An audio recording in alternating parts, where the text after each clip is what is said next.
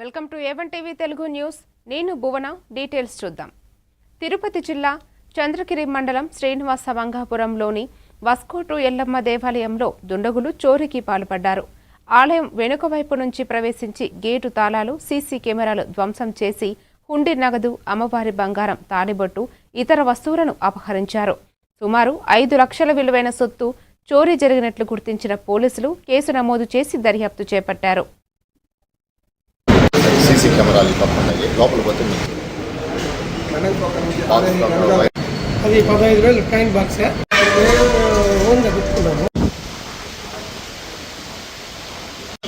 ఆ పేరు వచ్చి ఆడ పెట్టున్నారు ఆ పిల్లర్ పైన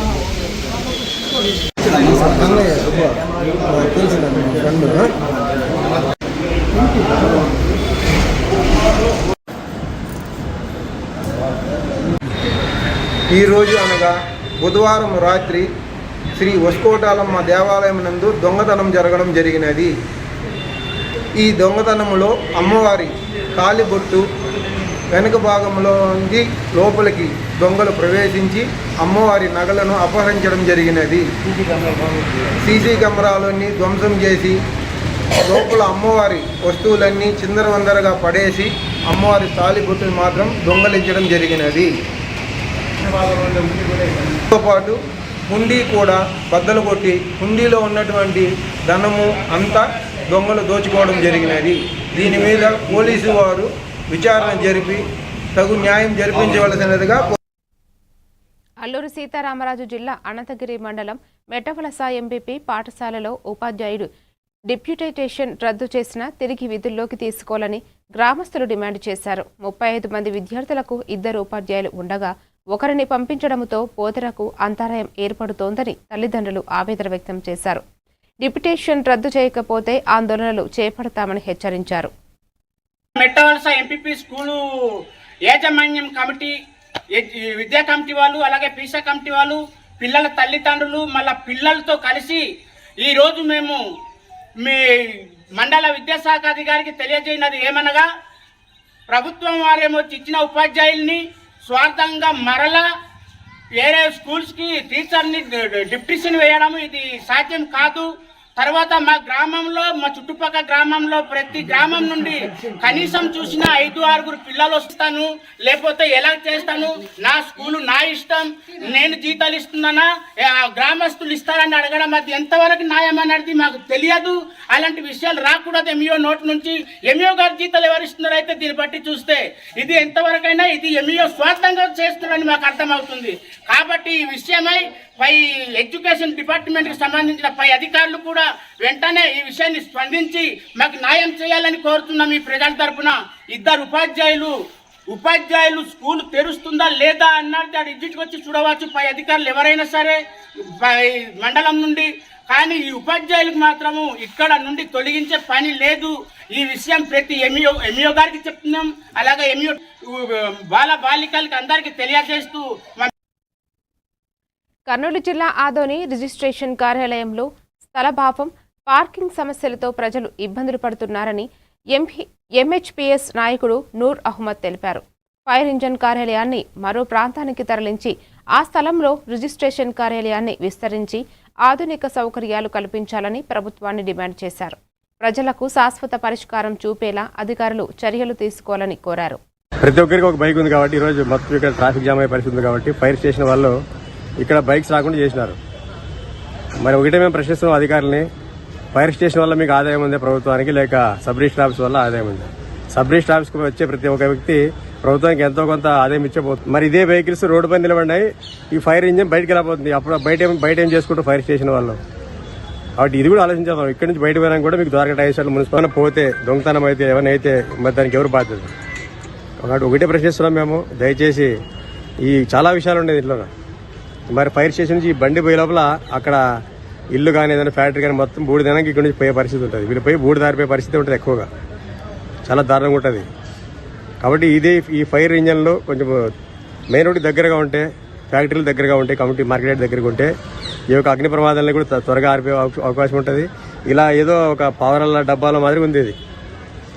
ఈ ఫైర్ ఇంజన్ వెహికల్ ఖచ్చితంగా మరి దీన్ని డెవలప్ చేయాలని మేము ఎంహెచ్పిఎస్ డిమాండ్ చేస్తున్నాము. ఈ విషయమే ఖచ్చితంగా ఉన్నతాధికారులు స్పందించాలి. లేకపోతే ఎంతో ఆదాయం తెచ్చేటువంటి ఆఫీస్ ఇది. సబ్ రిజిస్టర్ ఆఫీస్ మన జిల్లాలోనే ఒక గొప్ప ఆఫీసు, ఎంతో కోట్ల రూపాయల ఆదాయం వస్తుంది. దీన్ని బాగా చూసుకోవాల్సింది పోయి జస్ట్ ఒక ఫైర్ స్టేషన్ కోసం, ఒక 2 లారీల కోసం ఇంత కోట్ల ఆదాయాన్ని దెబ్బతీసుకోవడం చాలా మూర్ఖమైన చర్య. కాబట్టి ఖచ్చితంగా ఈ ఫైర్ ఆఫీస్ని సబ్ రిజిస్టర్ ఆఫీస్ పక్క నుంచి తిరుమల తిరుపతి దేవస్థానంలో మాజీ సైనికులకు ప్రత్యేక దర్శనం, వసతి సదుపాయాలు కల్పించాలని కోరుతూ ఈ నెల 20న టీటీడీ చైర్మన్ ఈవోకు వినతి పత్రం అందజేయనున్నట్లు బాపట్ల జిల్లా రాష్ట్ర మాజీ సైనిక సంక్షేమం సంఘం అధ్యక్షుడు తాండ్ర సాంబశివరావు తెలిపారు. దేశ సేవ చేసిన మాజీ సైనికుల సేవలను గుర్తించి ప్రత్యేక సౌకర్యాలు కల్పించాలని టీటీడీని కోరుకున్నట్లు వెల్లడించారు. గౌరవ సభ్యులందరికీ నమస్కారాలండి. ఈరోజు ఒక సంతోషకరమైన వార్త తీసుకొని మీ ముందుకు రావడం జరుగుతుంది. చాలా రోజుల నుంచి, చాలా సంవత్సరాల నుంచి మన మాజీ సైనికులకు తిరుమల తిరుపతి దేవస్థానంలో మరి ప్రత్యేక దర్శన సదుపాయాలు, సౌకర్యాలు, ఫోన్ చేయటం, తిరుమల తిరుపతి దేవస్థానం నుంచి ఫోన్ రావటం, సార్ మీరు ఇట్లా మెయిల్ పెట్టారు కదా, ఈవో గారు మీకు సోమవారం 12 గంటలకి మరి రమ్మని మీకు అపాయింట్మెంట్ ఇచ్చారు సార్, గౌరవంగా మీరు స్టేట్ ప్రెసిడెంట్గా మీకు సంతోషంగా ఉంటుంది. వీలైనంత మంది స్టేట్లో చక్కగా టైం కేటాయించగలిగి తిరుమల తిరుపతికి వచ్చి మాజీ సైనికుల కోసం, రాష్ట్ర వ్యాప్తంగా మాజీ సైనికుల కుటుంబ సభ్యుల కోసం తీసుకుపెట్టిన చర్యల్లో భాగస్థులు కావాలని చెప్పి టీటీడీ ఎగ్జిక్యూటివ్ ఆఫీసర్ గారిని కలిసే మరి కార్యక్రమంలో మీరందరూ కూడా పాల్పంచుకోవాలని చెప్పి స్టేట్ కమిటీ తరఫున మేము మిమ్మల్ని ఆహ్వానిస్తూ ఉన్నాం. సదా మాజీ సైనికుల సంక్షేమం కోసం కృషి చేస్తుందని చెప్పి కులాలకు అతీతంగా, మతాలకు అతీతంగా, రాజకీయ పార్టీలకు అతీతంగా ఏపీఆర్ఎంఎస్ఎస్ యొక్క ధ్యేయం మాజీ సైనికుల యొక్క సేవనని చెప్పి మరొకసారి తెలియజేస్తూ మీరందరూ కూడా జూలై 20వ తేదీన మధ్యాహ్నం 12 గంటలకి తిరుపతి జిల్లా వరదయ్యపాలెం మండలం నాగనందపురం గ్రామంలో డ్రైనేజీ సమస్యతో ప్రజలు ఇబ్బందులు పడుతున్నారు. మురుగునీరు రోడ్లపైకి చేరడంతో దుర్వాసన, దోమల బెడద పెరిగి అనారోగ్య సమస్యలు తలెత్తే ప్రమాదం ఉందని గ్రామస్తులు ఆందోళన వ్యక్తం చేస్తున్నారు. పలుమార్లు ఫిర్యాదు చేసినా చర్యలు తీసుకోలేదని, వెంటనే సమస్య పరిష్కరించాలని అధికారులను కోరుతున్నారు.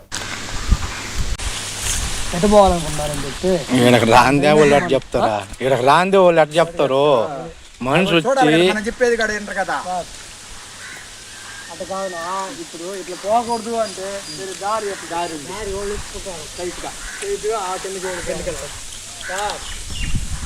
ఇప్పుడు ఈ పక్క. కర్నూలు జిల్లా కౌతాల మండల కేంద్రంలో క్రాప్ ఇన్సూరెన్స్ గడువును ఈ నెలాఖరు వరకు పొడిగించాలని డిమాండ్ చేస్తూ రైతులు రాస్తా రోకో నిర్వహించారు. సర్వర్ సమస్యలు, విద్యుత్ అంతరాయాలతో పలువురు రైతులు బీమా నమోదు చేసుకోలేకపోయారని ఆరోపించారు. రైతుల ప్రయోజనాల దృష్ట్యా గడువును వెంటనే పొడిగించాలని ప్రభుత్వాన్ని కోరారు.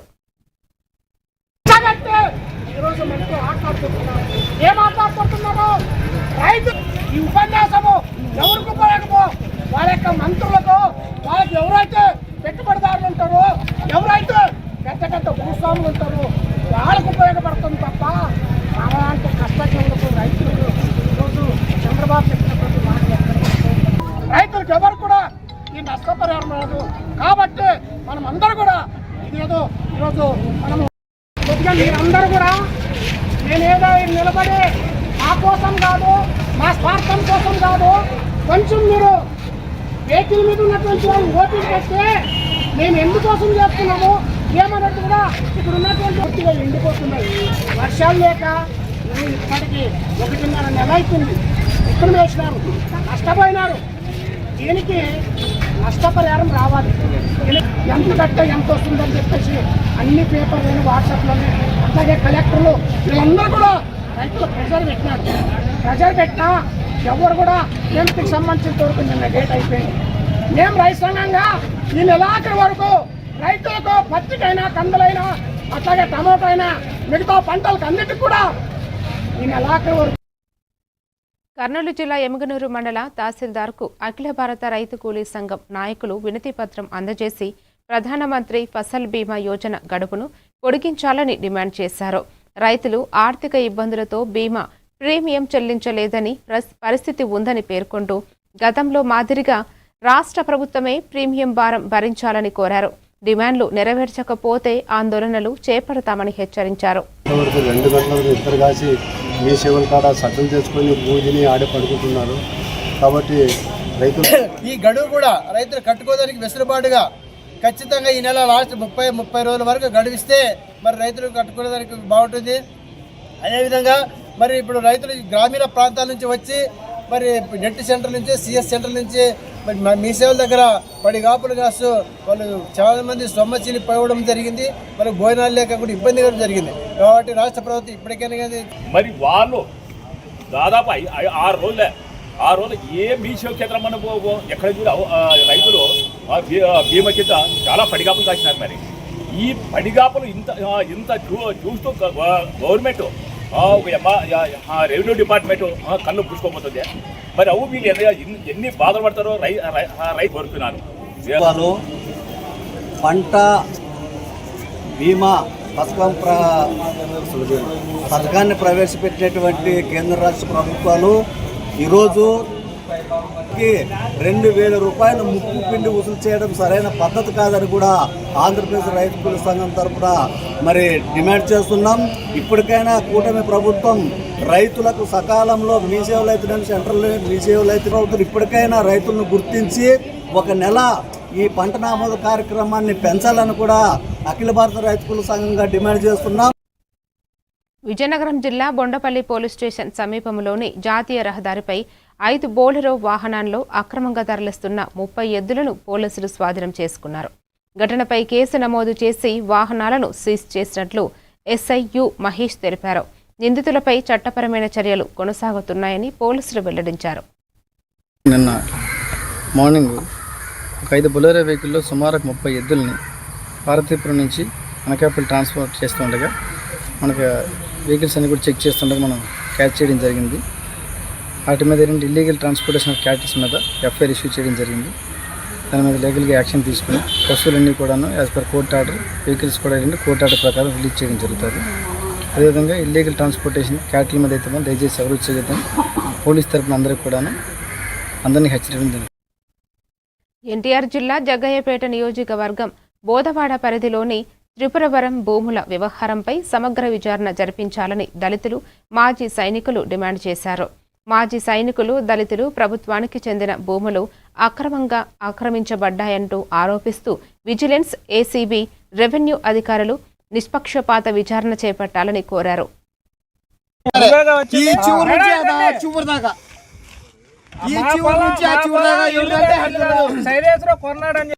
చూసిన మాట వాస్తవమే.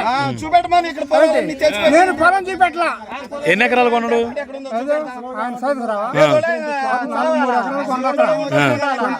తీసుకున్నా నేను. ఆయనదే నాకు కావాలా గనక అంత నేనే చూసుకుంటున్నా. ఎన్ని కోట్లు స్కామ్ చేశారు. మరి ఈ విధంగా నాకు తెలిసిన వంతుకు ఎక్కడ త్రిపురారంలో ఉన్నాయి మొత్తం కూడా దళితుల భూములు. వాళ్ళ టార్గెట్ మొత్తం బలహీన వర్గాలే. మొత్తం కూడా వాళ్ళ టార్గెట్ మొత్తం బలహీన వర్గాలే. ఎవరైనా చనిపోయారంటే దానికి అతను అల్చర్లు ఇక్కడ ఉన్నారు. మునగాల అర్జున్ రావు అన్న అతని వ్యక్తి ఉన్నాడు ఈ ఊరికి త్రిపురారానికి. ఆ రోజున వచ్చిన వాళ్ళు కార్తీక్ అన్న సర్వేయర్ వచ్చాడు. సర్వేయర్ వచ్చి కొలుసుకొని కొలిసాడు. రిపోర్ట్ ఇవ్వమంటే రిపోర్ట్ ఇవ్వకుండా మానేశాడు. నేను ఎంఆర్ఓ ఆఫీస్ తిరుగుతున్నా, రిపోర్ట్ కోసం వెళ్తున్నా, ఏదో ఒక వంక చెప్పి పారిపోయేవాడు. తర్వాత మళ్ళీ ఈ రోజున ఏమండి అంటే ఇంకోసారి కానీ భూమి వైపు వెళ్తే నీ మీద కేసు పెడతాం, ఆడదాను అని ఊరుకున్నాం అని చెప్పేసి పంపిస్తేస్తున్నాం అని చెప్పేసి ఎస్ఐను రైటర్ గారు గోపాలరావు గారు చెప్పి వార్నింగ్ ఇచ్చి పంపించారు. తర్వాత 2 సంవత్సరాల తర్వాత రాలా. మళ్ళీ 20 పేర్లు కూడా అనుచరుల పేర్లు కూడా పెట్టి ఇట్లా వాళ్ళ నుంచి వాళ్ళు చేసుకొని వెంటనే వేరే వాళ్ళకి అమ్మేసేసి క్యాష్ చేసుకొని ఇచ్చేసుకున్నారు. మరి ముత్యాల సైదేశ్వరరావు గారికి ఎంఆర్ఓ నరసింహారావు గారికి ఉన్న రిలేషన్. మెదక్ జిల్లాలో ప్రభుత్వ గిరిజన పాఠశాల నిర్మాణానికి ఎమ్మెల్యే రోహిత్ రావు శంకుస్థాపన చేశారు. గత ప్రభుత్వం విద్యా రంగాన్ని నిర్లక్ష్యం చేసిందని విమర్శించిన ఆయన సీఎం రేవంత్ రెడ్డి నాయకత్వంలో విద్య, ఆరోగ్య రంగాలకు ప్రాధాన్యం ఇస్తున్నామని తెలిపారు. 4 కోట్లతో వాటర్ ట్యాంకు నిర్మాణం చేపట్టి గిరిజన విద్యార్థులకు మెరుగైన వసతులు, నాణ్యమైన విద్య అందించేందుకు ప్రభుత్వం కట్టుబడి ఉందన్నారు. జై కాంగ్రెస్.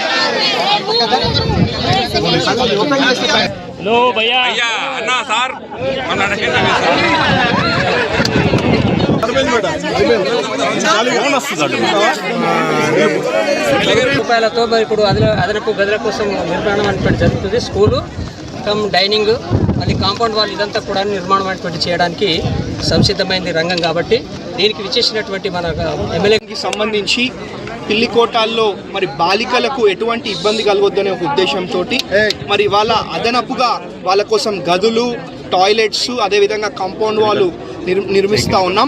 కాబట్టి ఇదే కాదు, భవిష్యత్తులో బాలికలకు ఇంకా ఎటువంటి ఇబ్బందులు కలగకుండా వాళ్ళ అన్ని కష్టాలు, అన్ని సమస్యలు తీర్చుకుంటా వాళ్ళకి అన్ని వసతులు కల్పించే విధంగా మేము పనిచేసుకుంటూ మరి అందరూ కూడా మంచిగా చదువుకొని ఇంకా భవిష్యత్తులో ఉన్నతమైన స్థానంకి పోయే విధంగా మేము చర్యలు తీసుకుంటామని తెలియజేసుకుంటాం. 4 కోట్ల రూపాయలతోటి ఇవాళ ఇవన్నీ కూడా మరి అభివృద్ధి కార్యక్రమాలు మేము చేస్తూ ఉన్నాం. బాలికల కోసం దాదాపు 4 కోట్ల రూపాయలతోటి ఇవాళ చేస్తూ ఉన్నాం. నెల్లూరు జిల్లా ఉదయగిరి నియోజకవర్గం వరికుంటపాడు మండలంలో 1.67 కోట్లతో నిర్మించిన తార్ రోడ్డును ఎంపీ వేమిరెడ్డి ప్రభాకర్ రెడ్డి, రాజ్యసభ సభ్యుడు భాష్యం రామకృష్ణతో పాటు పలువురు ప్రజాప్రతినిధులు ప్రారంభించారు. గ్రామీణ అభివృద్ధికి మౌలిక వసతులు కీలకమని పేర్కొంటూ రాబోయే స్థానిక ఎన్నికల్లో పార్టీ నాయకులు, కార్యకర్తలు ఐక్యంగా పనిచేయాలని పిలుపునిచ్చారు. మీరు నమ్మతారో నమ్మరో, ఒక్కొక్క మంత్రి దగ్గర పని ఇందాక 1-2 గంటల కూర్చొని ఆయన ముగ్గురు కలిసి ఈ కార్యక్రమాలన్నింటినీ కోఆర్డినేట్ చేయడం జరుగుతూ ఉంది.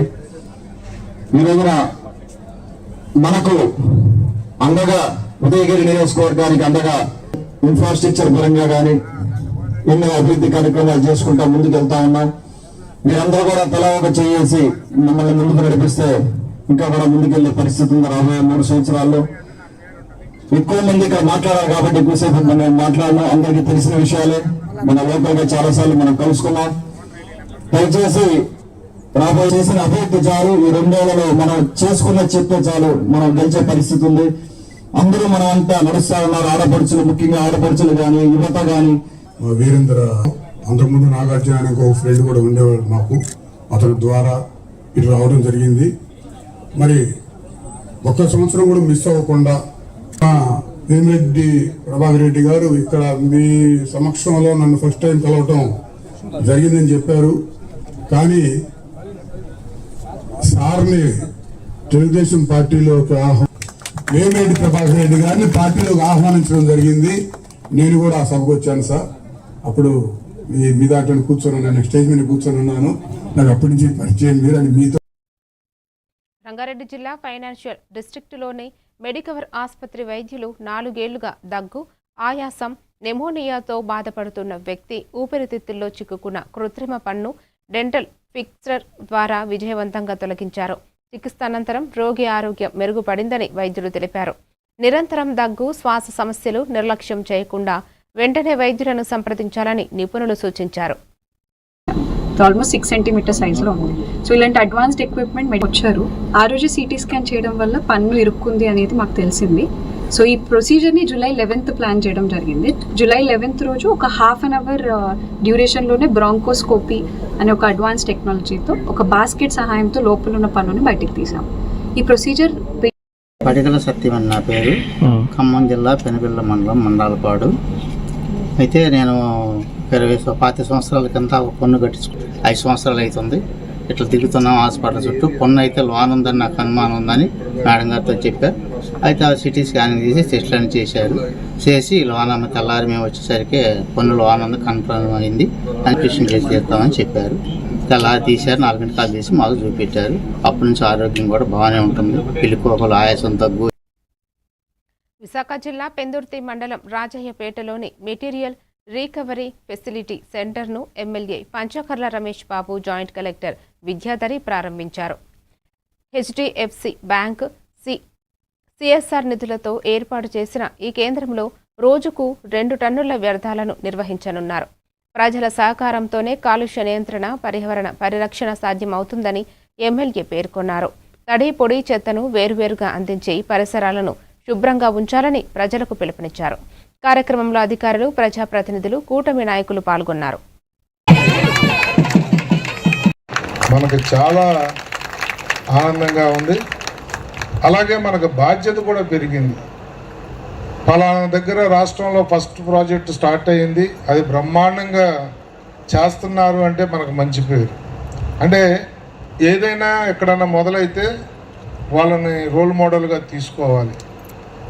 మన దగ్గర మొదలైన ఈ ప్రాజెక్టు చాలా బాగా సహకరించి, ఇది సిబ్బందికి సహకరించి పొడి చెత్త ఏదైతే ఉందో దాన్ని ఇక్కడికి చేర్చే విధంగా కలెక్షన్ కూడా మా వాళ్ళే వచ్చి చేసుకుంటారు.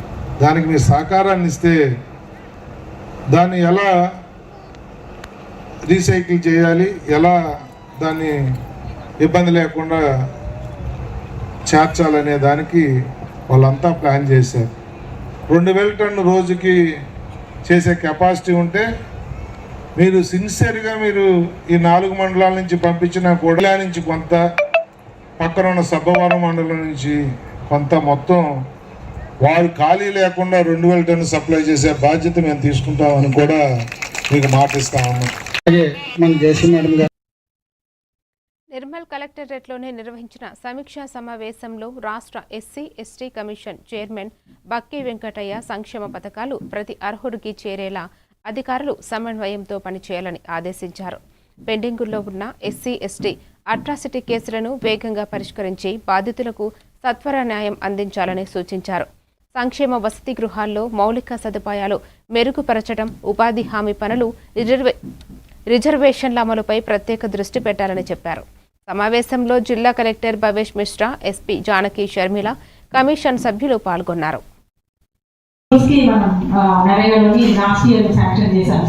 కాంపౌండ్ బాక్స్ అలాగే టాయిలెట్స్ కూడా సార్, మా స్కూల్ టాయిలెట్స్ కి కూడా కొత్తగా చేసాం, పాత వాటికి కూడా రిపేర్స్ చేసాం సార్.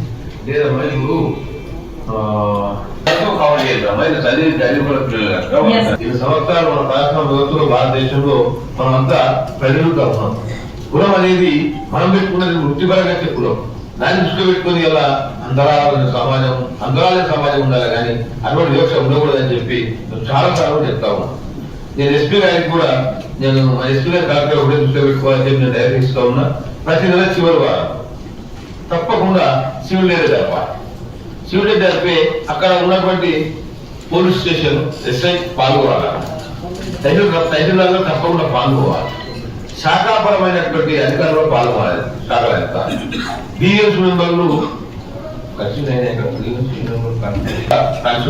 100% 10 years లోపల మొత్తం ఈ నెల, ఈ జూలై నెల మొత్తం బిఎస్ మెంబర్ కాన్స్టిట్యూట్ అయిపోతారు. అది 3 నెలలకు ఒకసారి బిఎస్ మీటింగ్ జరగాలి. వికారాబాద్ జిల్లా పరిగి నియోజకవర్గంలోని దోమ మండలం దిర్సంపల్లి గ్రామంలో రోడ్డు ప్రమాదాల నివారణ కోసం ఛత్రాజీ మల్టీ స్పెషాలిటీ హాస్పిటల్ నిర్వాహకులు డాక్టర్ రాజేందర్ ట్రాఫిక్ బారికేడ్లను విరాళంగా అందించారు. గ్రామ సర్పంచ్ విజయలక్ష్మి వెంకటరాములు ఆయనను సాలువాతో సన్మానించారు. ఈ సందర్భంగా డాక్టర్ రాజేందర్ మాట్లాడుతూ యువత తప్పనిసరిగా హెల్మెట్ ధరించాలని, కారులో ప్రయాణించే వారు సీటు బెల్ట్ ఉపయోగించాలని సూచించారు. రోడ్డు భద్రతా నిబంధనలు పాటించి విలువైన ప్రాణాలను కాపాడుకోవాలని పిలుపునిచ్చారు. కార్యక్రమంలో గ్రామ ప్రజాప్రతినిధులు, గ్రామస్తులు పాల్గొన్నారు. ట్రైన్ సర్జరీ వరకు వెళ్ళిండు ఆయన. తర్వాత వేరే వాళ్ళకి పక్కడంపులు ఎరిగి రక్తం పోయి వాళ్ళు ఫాస్ట్ ఆడక సర్జరీ వరకు వెళ్ళి ప్రాణాపాయ స్థితి వరకు వెళ్ళారన్నాడు. వీటన్నింటినీ కొంచెం తగ్గించడం కోసం మన బ్యారికేడ్స్ అనేది మన చిత్రాజ్ హాస్పిటల్ నుంచి ఇచ్చామన్నట్టు. మెయిన్గా యువత, మెయిన్గా యాక్సిడెంట్స్ అయ్యేది ఎవరికి, యువతకు అవుతుంది అన్నాడు. మెయిన్ ఎందుకు వాళ్ళు హెల్మెట్ ధరించకపోవడం కానీ, కార్లో వెళ్ళే వాళ్ళు సీట్ బెల్ట్ పెట్టుకోకపోవడం కానీ, మితిమీరిన వేగం వల్ల డైలీ యాక్సిడెంట్స్ అవుతున్నాయి. వీటిని కంట్రోల్ చేసుకోవాలి. ఒక యాక్సిడెంట్ అనేది చిన్న కుటుంబాన్ని ఒక్కరినే బాధ పెట్టదు. గ్రామంలో ఉన్న ప్రతి ఒక్క విలేజ్, ప్రతి ఒక్క పర్సన్కి, ప్రతి ఒక్క కుటుంబానికి, ఈ సమాజానికి మొత్తానికి తీవ్ర నష్టానికి గురిస్తుంది. వీటిని తగ్గించుకోవాలంటే మన వేగాన్ని మనం తగ్గించుకోవాలి. ప్రాణం అనేది ముఖ్యంగా చాలా విలువైనది, దాన్ని ఎవరు కొనలేరు, దానికి వెలకట్టలేనిది. కాబట్టి రోడ్డు భద్రత పాటించి మరిన్ని డీటెయిల్స్ తో మళ్ళీ కలుద్దాం. Keep watching A1 TV Telugu news.